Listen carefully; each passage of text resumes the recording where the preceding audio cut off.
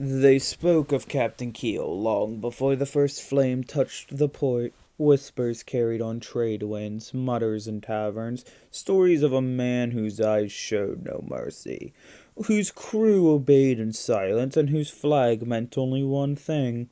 Death was coming, slow or fast, but certain.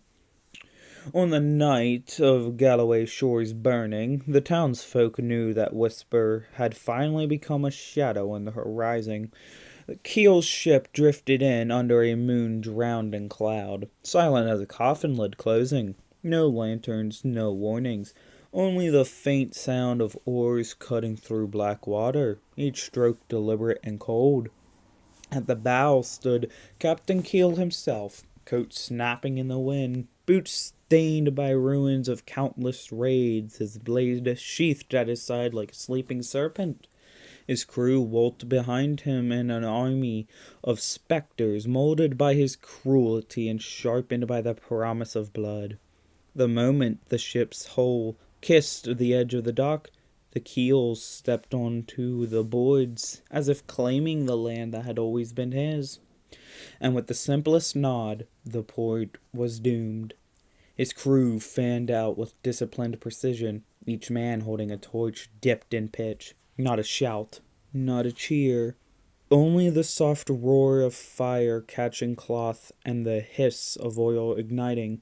They moved through the streets like a wave of living flame, tossing torches through windows, overturning carts, trapping townfolks inside their homes.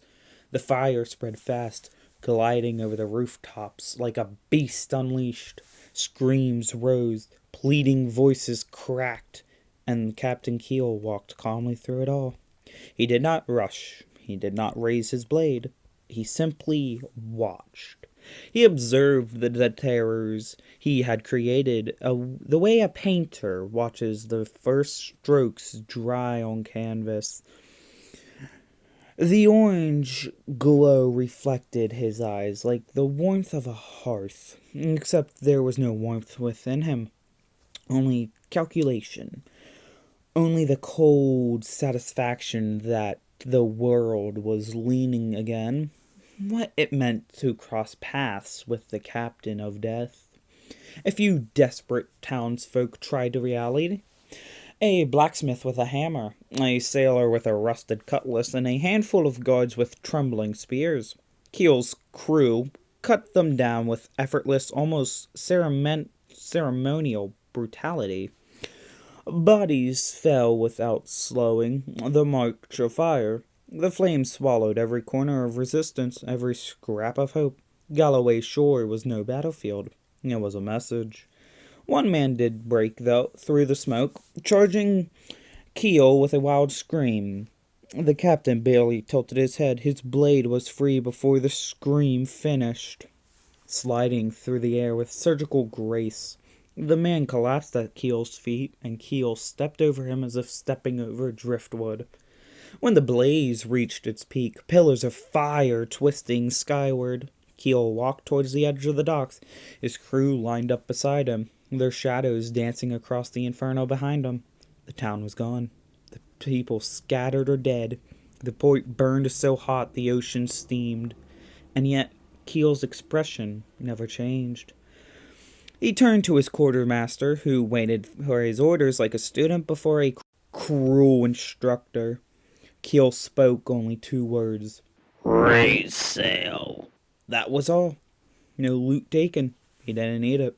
No survivors kept. He didn't want them. The destruction was the treasure. The fear was the victory.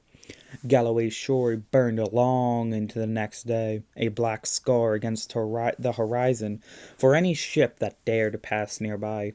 And those who saw it whispered a name they prayed never to meet in the flesh. Captain Keel, the captain of death, the man who leaves nothing behind but flame, smoke, and silence. That night was remembered, not as a tragedy, but as a warning. The night of the port on fire.